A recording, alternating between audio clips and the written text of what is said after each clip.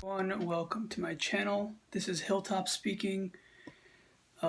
Recently, it was brought to my attention that people don't understand the difference between love and sex, and they don't understand where they overlap either. They don't understand how they are connected.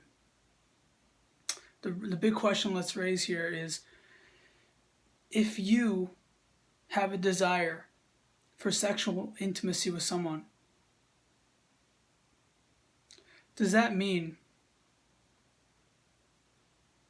that you love them or don't love them? No, you do not have to have a sexual desire for someone in order to love them. But when you fall in love with someone, when you love someone, it is easier to be sexually attracted to them. The love leads to sex. And it could go the other way. The sex, the bonding, the oxytocin will lead to being comfortable and thereby open to love. And they go both ways. And some speculate that women require conversation and closeness before the ultimate closeness and active sex to get close to the man. That's how they open up. And men require sex and physical contact in order to be open to love and to be close to them on a much deeper level. And that's the general way that things go. That the girls want to feel safe first and they ease their way into the sex. And of course the sex binds them on an emotional level even more. And the man usually is how the hormones make us function. The man usually wants sex first, and then he's open to being attached. He's open to having a loving relationship with her for various reasons. That's just how our wiring is as males and females. Now let's get into pedophilia. Perhaps I'll write this in the parentheses in the title even, so people can see this. If an adult desires only children, mostly children, does that mean that it's coming from a place of love? No, it's not coming completely, entirely from a place of love, because the human body has a wiring. Some people are wired differently. They have a preference for this and that and that. So pedophiles have a preference for that. It's just how it is. But having a preference means that you're now going to be open-minded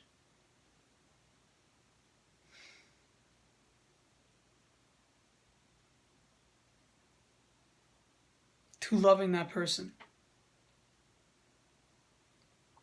Because if your mind is closed off, you're not going to be able to love the person. And so in Jewish law, you're not allowed to marry a woman. A man is not allowed to marry a woman, probably vice versa, if he's not physically attracted to them.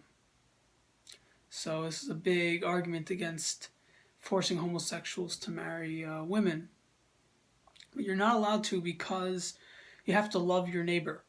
And who else is closer to you than your wife?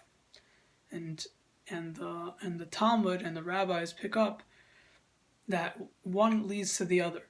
Sexual attraction leads to peace. It leads to an openness to be able to get along with that person.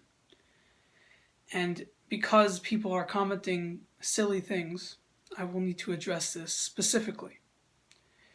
That the reason why we are open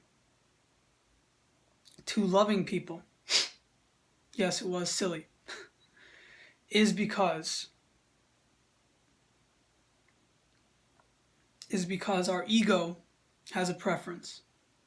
The ego says, yes, you are allowed to be, this is what I want.